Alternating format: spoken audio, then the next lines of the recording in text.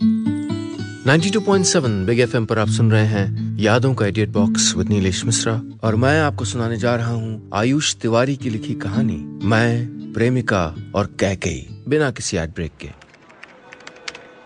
शालिनी ने मेरे ऑफिस में मुझसे 2 साल बाद ज्वाइन किया था। तब वो एमबीए करके नई नई मुंबई आई थी, एकदम नई नई। धीरे धीरे ऑफिस के कामों में, मिलती नजरों में, टकराते टकराते बचने वाले लम्हों में मेरी और शालिनी की कहानी में बड़े ही खूबसूरत पल जुड़ने लगे थे। पिकनिक में माथेरान जाते वक्त हुई अंताक्षरी में लोग जीतने में लगे हुए थे और हम दोनों दिल हारने में। म से मैंने प्यार तुम्हीं से किया है, तो उस तरफ से आया ह से हम तुम्हें चाहते हैं ऐसे। बात साफ थी पर कहना मुश्किल, पर कब तक इशारों से काम चलाते। उसका मोबाइल नंबर था मेरे पास, मैंने सुन के याद कर लिया था जब वो दीप्ति जी को अपना नंबर नोट करवा रही थी, पर बात करने की हिम्मत हुई ही नहीं।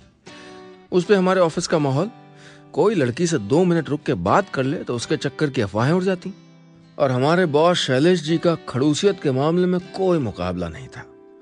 वो अफवाहों के उड़ते ही सीधा नौकरी से उड़ा देते थे। मरता क्या न करता, एक रिस्की प्लान बनाना ही पड़ा। उस दिन शैलेश जी को छुट्टी लेने के लिए एक मैसेज किया, सर आज तबीयत बिल्कुल ठीक नहीं लग रही है, तेज बुखार आया हुआ है, मैं शायद आज ना आ पाऊं, रिगार्ड्स रवि। मगर मैंने ये मैसेज जानबूझ के शालिनी को भेज दिया। जानबूझ के गलती? जी हाँ, क्योंकि मेरे पास उस गलती की सफाई पहले से तैयार थी। कुछ 5 मिनट ही बीते होंगे कि फोन आ गया।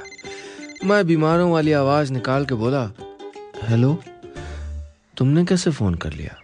शालिनी ने उस सवाल का जवाब देने के बजाय सिर्फ सवाल किया, तुम्हारी तबीयत कैसी है? मैंने अचरज में कहा, तुमको किसने बताया? खुद तुमने। मैं चौंकने का नाटक करते हुए बोला, मतलब? वो बोली, अरे अभी तो तुम्हारा मैसेज आया मुझको। मैंने कहा, क्या?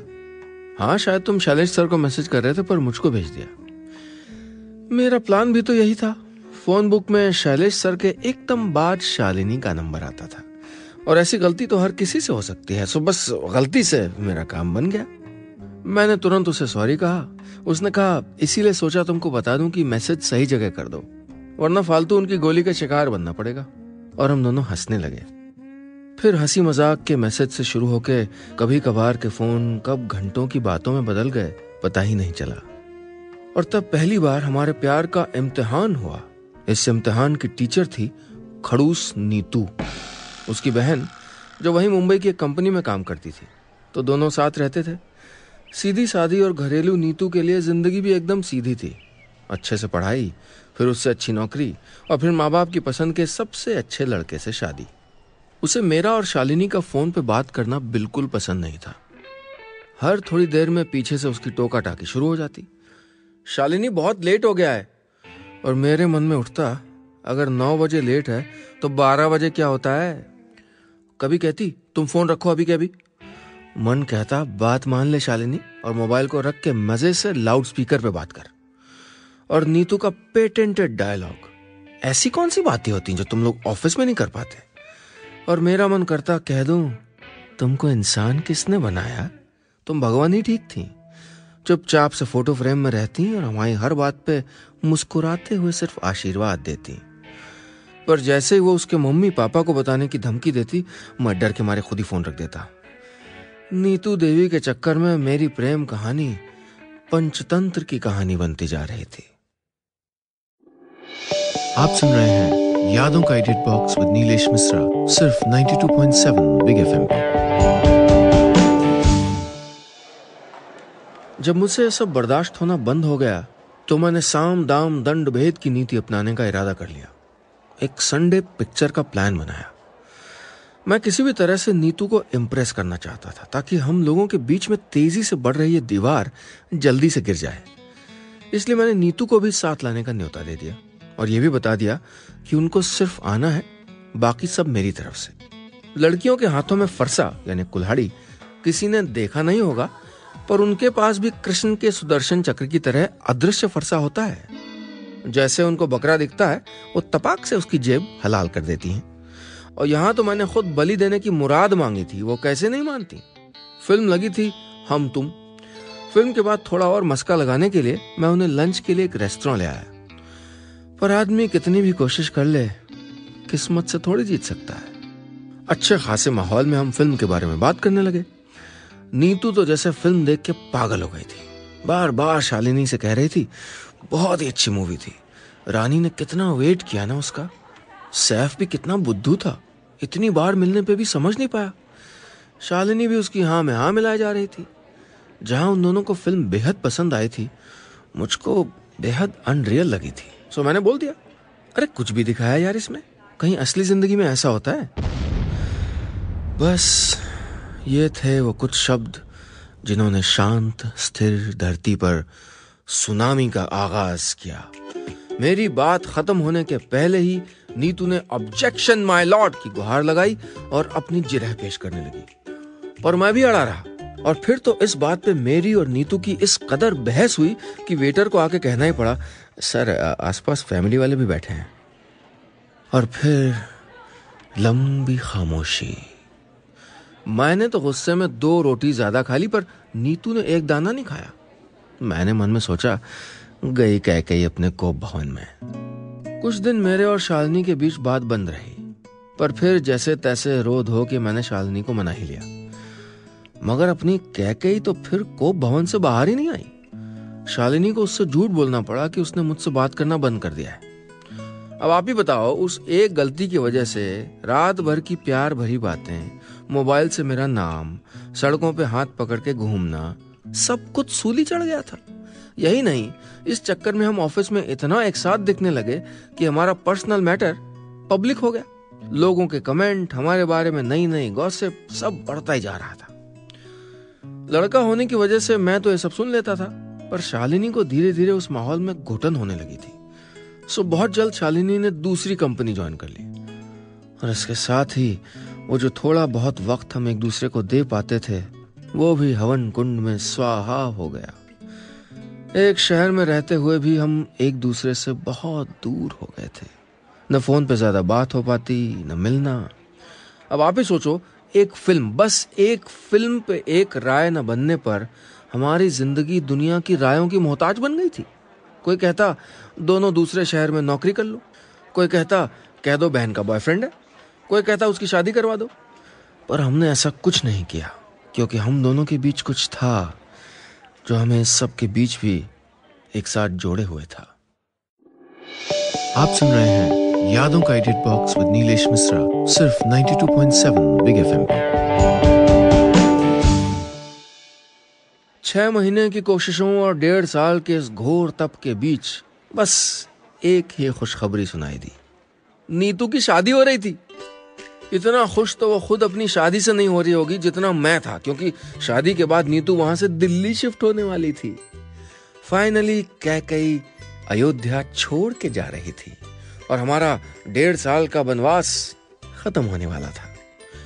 अपनी शादी के बारे में तो हमने भी बहुत पहले सोचना शुरू कर दिया था, पर शालिनी ने साफ कह दिया था, देखो जब तक नीतू दीदी का कुछ फाइनल नहीं हो जाता, मैं घर पे बात नहीं कर सकती। इस खबर के बाद तो मेरी खुशी का ठिकाना ही नहीं रहा। उधर कैकेयी आउट, इधर शालिनी इन। यही नहीं, उसकी फैमिली में मेरी एंट्री भी नीतू की शादी में ही होनी थी। शालिनी ने नीतू को बिना बताए मुझको शादी में इनवाइट करने का फैसला कर लिया था। मैंने उसको रोकना चाहा, पर उसने कहा, देखो मेरे इतने सारे दोस्त आ रहे हैं, किसी का तुम पर अलग से ध्यान नहीं जाएगा। मैंने कहा कैकेयी मतलब नीतू का भी नहीं।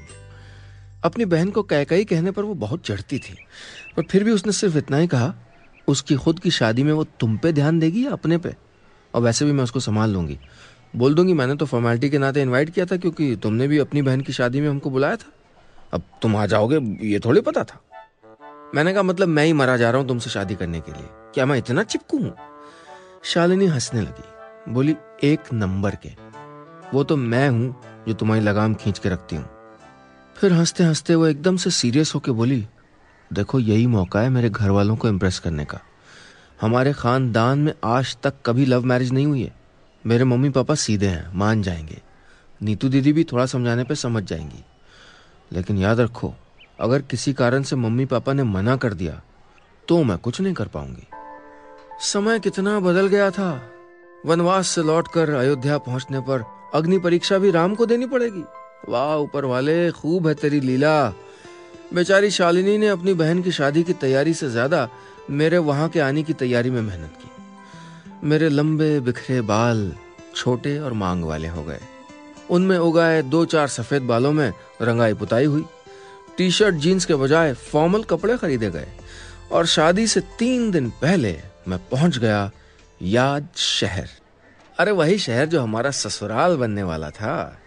अब शादीशुदा के लिए तो धरती पे ससुराल ही स्वर्ग होता है, मगर वहां पहुंचते ही मुझको लगा कि यहाँ स्वर्गवासी होने की पूरी गारंटी है, क्योंकि जहां तक मेरी नजर जा सकती थी वहां तक हर जगह मेरे सामने रंग बिरंगी पगड़ी और मूछों वाले बहुत सारे हट्टे कट्टे लोग खड़े थे। लग रहा था जैसे मैं ट्रेन से नहीं, टाइम मशीन से चल के पुराने वक्त में आ गया हूं और वहां मौजूद सभी लोग मुगल सल्तनत से लड़ने की तैयारी कर रहे हैं। जय भवानी! तभी एकदम से आवाज आई और डर की एक लहर मेरे बदन से होकर गुजर गई। मुझे यह तो पता था कि शालिनी किन्हीं पुराने खानदानी लड़ाकों के परिवार से है, पर यह नहीं पता था कि उनके सैनिक अभी तक वहीं मौजूद हैं। शालिनी के और सभी दोस्तों की तरह मुझको भी घर पे सबसे मिलवा के पास वाले ऑफिस क्वार्टर्स में ठहरा दिया गया। उनके कुछ दोस्त हम दोनों के बारे में पहले से जानते थे, तो मुझको वहां अकेलापन या बोरियत महसूस नहीं हुई। लेकिन मेरा दिमाग किसी तरह से उसके मम्मी पापा को इम्प्रेस करने में लगा हुआ था। तभी एक काम निकल आया और मुझे लगा कि मेरा चांस आ गया। आप सुन रहे हैं यादों का edit box with Nilesh Mishra, सिर्फ 92.7 बिग एफएम पे। घर से थोड़ी दूर पे बारातियों का डेरा था और वहीं पे सगाई का प्रोग्राम। बस उनके घर से डेरे तक लड्डू पहुंचाने थे, क्योंकि वहां तक जाने के लिए एक भी गाड़ी मौजूद नहीं थी।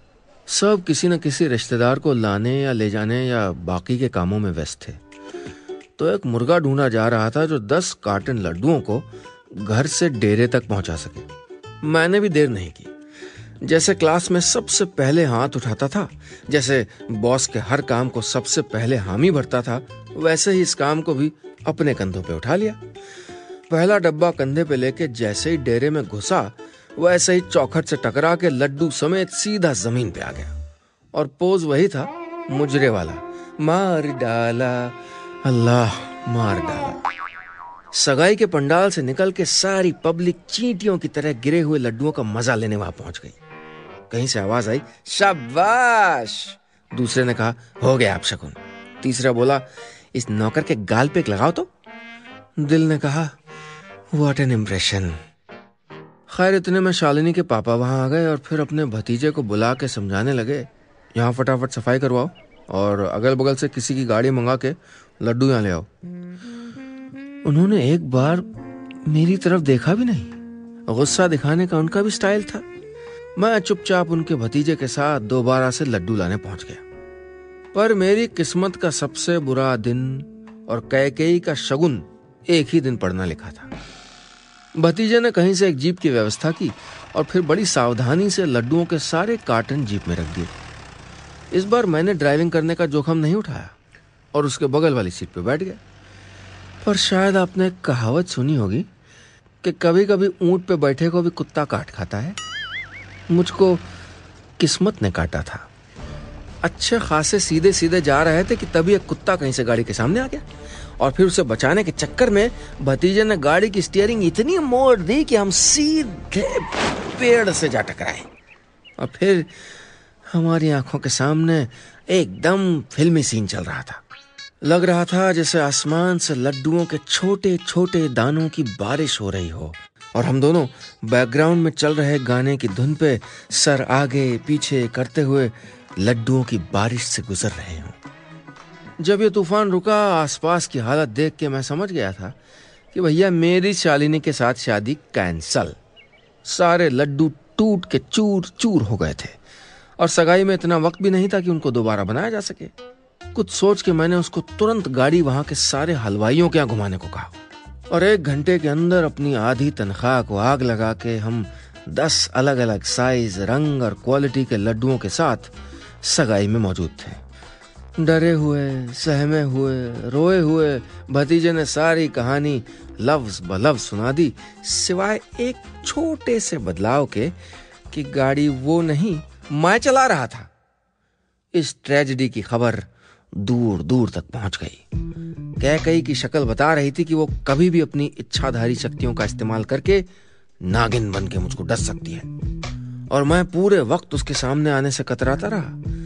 अरे नागिन अगर गुस्से में फोटो खींच ले तो बदला लेके ही रहती है। लेकिन ये बात शालिनी को जब पता चली तो उसने मेरी अच्छे से खबर ली। तुमको किसने कहा था सुपरमैन बनने को? चुपचाप आराम से शादी अटेंड करके नहीं जा सकते थे? जमा लिया इंप्रेशन, हो गई तसल्ली? मैं बस सर झुका यही सोचता रहा, क्या यार, कर भला तो हो बुरा। आप सुन रहे हैं यादों का edit box with Nilesh Mishra, सिर्फ 92.7 बिग एफएम पे। खैर फिर तो वो शादी इस सन्नाटे में निकाली कि किसी को पता भी नहीं चला कि मैं कब आया कब गया। उसके बाद तो जैसे दिल में डर सा बैठ गया था कि मनहूसियत में इतना नाम कमाने के बाद मैं उसी घर में जाके शालिनी का हाथ कैसे मांगूंगा। इधर कुछ दिनों बाद शालिनी के घर वालों को एक लड़का पसंद आ गया और वो उसे उससे मिलने के लिए घर बुला रहे थे। मैंने शालिनी को समझाया, सिर्फ देखना ही तो है, अरे देख के रिजेक्ट कर देना। पर मेरे जवाब ने उसकी हिम्मत नहीं बढ़ाई। उल्टा वो घर वालों के दबाव से जूझते जूझते एक दिन टूट गई और उसने हम दोनों के बारे में घर पे बता दिया। फिर जी हर घर में जो होता है वही हुआ। माँ, जिनका अभी तक कहानी में कोई रोल नहीं था, उभर के लीड में आ गई, और उनके पास तो वो भयंकर दुधारी हथियार था जिसके आगे यमराज को सत्यवान के प्राण लौटाने पड़े थे, जिसके कारण राम को वनवास हुआ था, जिसके कारण दशरथ के प्राण पखेरु हो गए थे। आंसू। कोई अगर औरत को कमजोर कहे तो मैं उसका खून कर दूंगा। अरे उनसे ताकतवर न पहले कोई हुआ था न आगे कोई होगा। औरतों की एक और खास बात होती है कि वो रोते हुए भी अपनी पूरी बात कह के ही रहती हैं। और वो रोते रोते फोन पे शालिनी से कह रही थी, छोरी तन्ने थोड़ा बहुत भी फर्क को नहीं पड़े है, पूरे खानदान की इज्जत मिट्टी में मिलवान लाग रही है, छोरा भी डील डोल में कोई चोखो नहीं लागे, रंग सांवलो है। दोनों लड़ाके एक दूसरे के साथ आंसुओं की तलवारों से लड़ते जा रहे थे। पिता ने तब तक चुप्पी साध रखी थी क्योंकि शालिनी उनकी चहेती थी। वो उसका ना तो दिल तोड़ सकते थे ना ही उसको कुछ ऐसा करने दे सकते थे। उन्होंने जब फोन पकड़ा तो एक तरफ उनकी धर्मपत्नी ठीक उनके सामने बैठे सुबक रही थी और बड़बड़ाती जा रही थी, बिने बोलो आपने हाथ से जहर खरीदे और मने भिजवा दे, मने तो मरनो है। दूसरी तरफ शालिनी फूट फूट के रो रही थी। शालिनी के पिता उसको चुप कराते हुए बोले, चुप हो जाओ बेटा, चुप हो जाओ, अपनी माँ की बातों पे ध्यान मत दो। ये सुनते ही पीछे से उसकी माँ की आवाज आई, अरे ध्यान देती तो ये दिन ना देखने पड़ते, आप बस छोरी ने बढ़ावा ही देते रहो, फूटे मेरे भाग। और वो और जोर जोर से रोने लगी। उसके पिता ने उनकी बात पे बिना कोई ध्यान दिए शालिनी से सिर्फ इतना कहा, देखो हम सिर्फ तुम्हारा अच्छा देखना चाहते हैं, हम नहीं चाहते कि तुम्हारी एक गलती की वजह से तुम्हारी पूरी जिंदगी खराब हो जाए। एक काम करो, उसको यहाँ घर पे मिलने के लिए भेज दो ताकि हम तुम्हारे इस फैसले में तुम्हारी मदद कर सकें।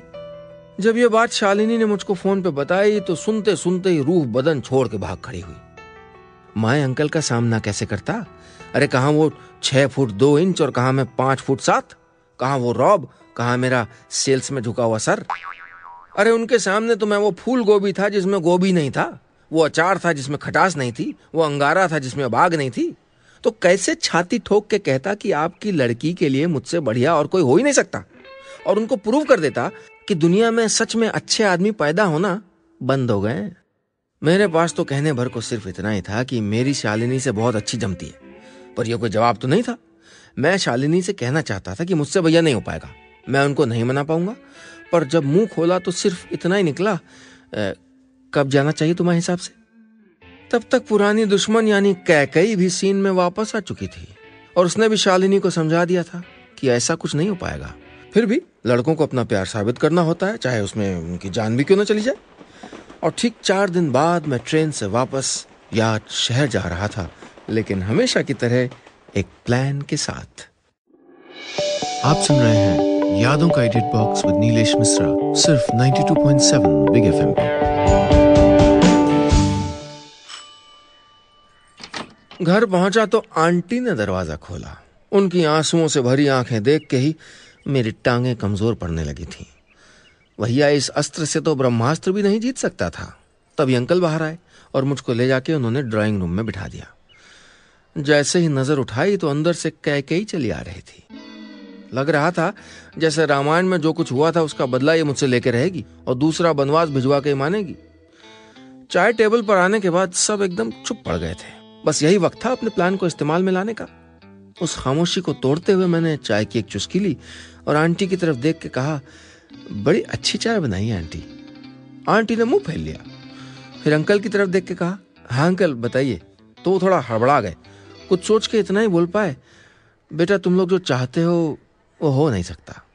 मैंने बिस्कुट की प्लेट से एक बड़ा वाला बिस्कुट उठाया, आराम से बैठा और उसको खाते हुए बड़े इत्मीनान से कहा, हाँ हाँ अंकल आप लोग जैसा कहें। आप लोग मना करेंगे तो हम बिल्कुल नहीं करेंगे। और शालिनी की फिक्र आप बिल्कुल मत कीजिएगा। उसको समझाने की जिम्मेदारी आप मुझ पे छोड़ दीजिए, ठीक है। ओ बाबा रे, शक्लें देखने लायक थी सबकी, क्योंकि इस जवाब के लिए तो कोई तैयार ही नहीं था। सब मेरी तरफ घूर के देखने लगे, पर मैं नहीं रुका। एक और बिस्कुट उठा के मुंह में दबाया और बोलता गया, अरे देखिए मुझको पता है कि आप लोग शालिनी के लिए बहुत अच्छा लड़का ढूंढ लेंगे, मुझसे भी बहुत अच्छा। और बेचारी शालिनी भी एडजस्ट कर ही लेगी और मैं भी कहीं ना कहीं। अब तक तो मामला उल्टा पड़ चुका था। वो मुझको मना करना चाहते थे पर मना तो मैं कर रहा था, यानी मैं शादी से भाग रहा था। और इसके उल्टे शालिनी शादी करना चाहती थी, यानी कहानी में जरूर कुछ गड़बड़ थी। कैकेयी तब तक अपने रौद्र रूप में आ चुकी थी और वो गुस्से में मुझसे बोली, तो फिर यहाँ क्यों आए हो जब तुमको फर्क ही नहीं पड़ता कि तुम्हारी शादी शालिनी से हो कि ना हो। मैंने कहा, अरे इतने लंबे रिलेशन के लिए इतना तो करना ही पड़ता है। कैकेयी तो फूट पड़ी, क्या मतलब इतना तो करना ही पड़ता है? तुम क्या इतने सालों से उसके साथ टाइम पास कर रहे थे? वो बेचारी तुम्हारे लिए रो रही है, अपने घर वालों से लड़ रही है और तुमको कोई फर्क ही नहीं पड़ता। मैंने तुमको उससे दूर रहने के लिए कहा था, तब तुम नहीं माने, और जैसे ही शादी करने की बात आई कह रहे वो किसी के साथ एडजस्ट कर लेगी। मैंने तुरंत पलट के गुस्से में पर बिना आवाज बढ़ाए जवाब दिया, तो आप लोग भी तो यही चाहते हैं कि मैं और शालिनी किसी और के साथ एडजस्ट हो जाएं, तो इसमें प्रॉब्लम क्या है? बस यही कि जो आप लोग चाहते हैं वो मैं अपनी मर्जी से कर रहा हूं, तो ये सही नहीं है। अब की बार किसी का कोई जवाब नहीं आया। मैं कुछ शांत होते हुए बोला, बस मैं आप लोगों को यही समझाने आया था कि रिश्ते किसी के कहने समझाने से खत्म नहीं होते। वो वहां रो रो के पागल हो रही है और मैं यहाँ सब कुछ छोड़ के बैठा हूं। अब इससे ज्यादा और क्या करें कि आप लोग समझ जाएं। बस हमारी गलती यह है कि हम भागना नहीं चाहते, घर वालों का दिल नहीं दुखाना चाहते, बल्कि आप लोगों की मर्जी के साथ शादी करना चाहते हैं। बाकी अब भी आप लोग जो कहेंगे वही होगा। उसके बाद किसी ने कुछ नहीं कहा, क्योंकि मेरी ट्रेन 3 घंटे बाद थी। सो मुझको अंकल ने खाना खा के जाने के लिए रोक लिया। आंटी किचन में चली गई और अंकल अपने रूम में। ड्राइंग रूम में अब सिर्फ मैं और कैकेयी बैठे हुए थे, वो भी एकदम चुप। तभी कैकेयी उर्फ नीतू ने रिमोट उठा के टीवी चालू कर दिया। टीवी चालू होते ही हम दोनों ने एक दूसरे की तरफ मुड़ के देखा और फिर यकायक हंसने लगे। टीवी पे हम तुम पिक्चर आ रही थी। मेरे मुंबई पहुंचने से पहले ही शालिनी तक फोन पहुंच गया था। कैकेयी यानी नीतू ने मम्मी पापा को मनाने का बीड़ा उठा लिया था। यानी मेरी प्रेम कहानी पंचतंत्र बनने के बाद वापस प्रेम कहानी बनने जा रही थी। बस इतनी सी थी ये कहानी।